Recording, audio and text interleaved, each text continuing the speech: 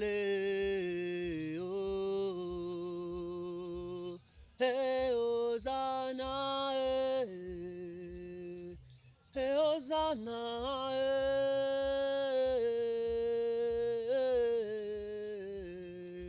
et Hosanna.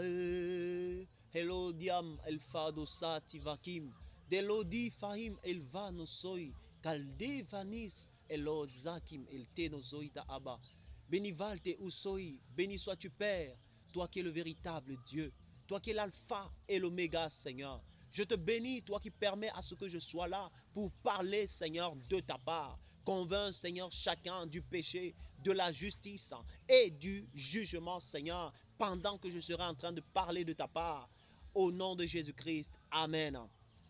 Shalom, shalom à vous tous dans le nom puissant du Seigneur Jésus-Christ de Nazareth. Je bénis le Seigneur une fois de plus qui me permet d'être au devant de vous pour vous parler de sa part. Le Seigneur, pendant le culte matinal, m'a donné une parole. Pendant que nous étions en train de prier, pendant que nous étions en train d'implorer la miséricorde de Dieu, parce qu'il y a des serviteurs qui ont commencé bien le ministère et qui ont mal terminé le ministère. Alors, lorsque nous étions en train de prier, de supplier Dieu, le Seigneur m'a donné cette parole. Et cette parole se trouve dans Ésaïe chapitre 42, à partir du verset 18. Nous lisons. Sourds, écoutez, aveugles, regardez et voyez. Qui est aveugle, sinon mon serviteur, et sourd comme mon messager que j'envoie? Qui est aveugle comme l'ami de Dieu, aveugle comme le serviteur de l'Éternel? Tu as vu beaucoup de choses, mais tu n'y as point pris garde. On a ouvert les oreilles, mais on n'a point entendu. Bien-aimés, pendant que nous étions en train de prier, pendant que nous étions en train de supplier le Seigneur m'a donné cette parole. Et voilà ce que le Seigneur m'a permis de comprendre. Voilà ce que le Seigneur m'a donné d'exhorter les frères pendant que nous étions dans ce moment de prière. Le Seigneur me faisait comprendre que le serviteur de Dieu, le serviteur accompli, c'est celui-là qui est aveugle. Il est aveugle selon Dieu. Il est aveugle. Il est sourd. Parce que la parole déclare au verset 20, tu as vu beaucoup de choses, mais tu n'y as point pris garde.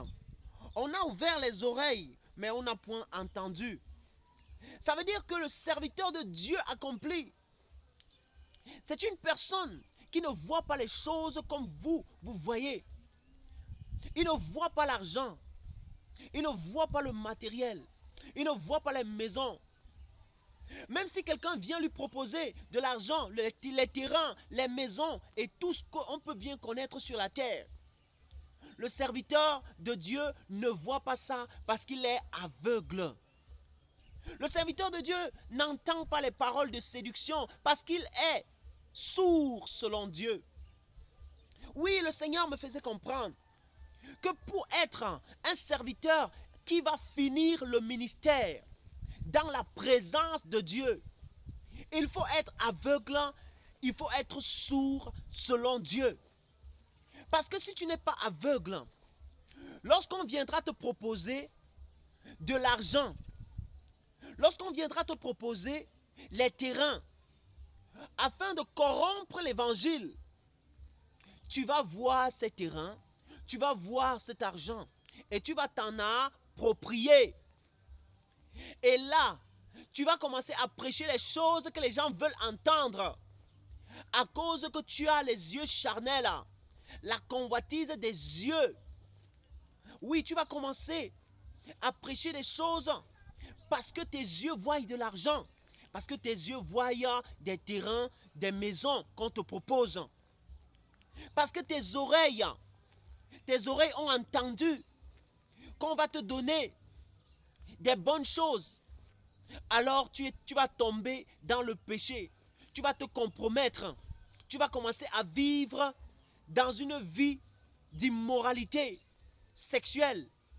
Parce que lorsque tu vas entendre les paroles doucereuses de cette prostituée, tu vas entendre les paroles doucereuses de cette prostituée, de cette étrangère, alors qu'est-ce qui va se passer? C'est que tu seras séduit parce que tu as encore les oreilles charnelles. Lorsque tu vas voir avec tes yeux charnels le corps de cette fille, le corps de cette femme, parce que tu n'es pas aveugle, alors tu seras séduit.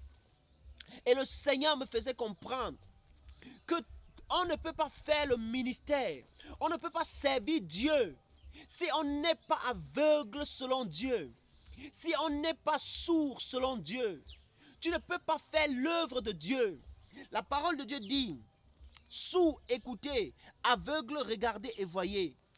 Qui est aveugle sinon mon serviteur, et sourd comme mon messager que j'envoie? Qui est aveugle comme l'ami de Dieu? Pour être ami de Dieu, il faut que tu sois aveugle, que tu ne vois pas les choses de ce monde, que tu ne vois pas les richesses de ce monde, que tu ne vois que Dieu.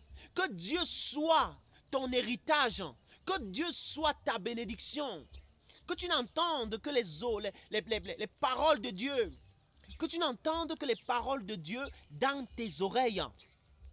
Oui, bien-aimé, voilà la parole de Dieu.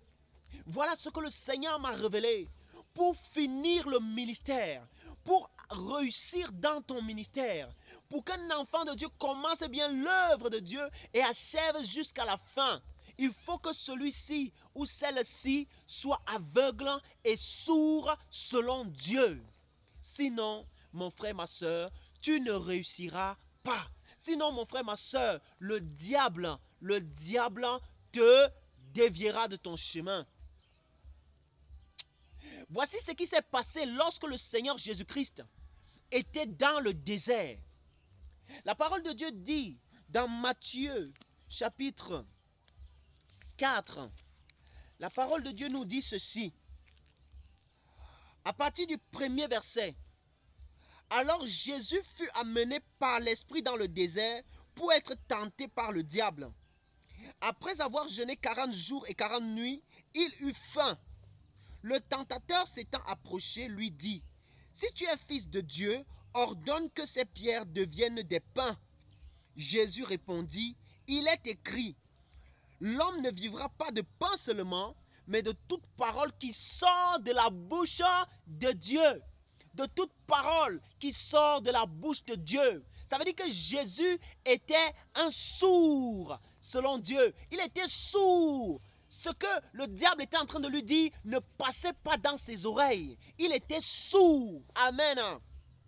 Il écrit, l'homme ne vivra pas de pain seulement, mais de toute parole qui sort de la bouche de Dieu.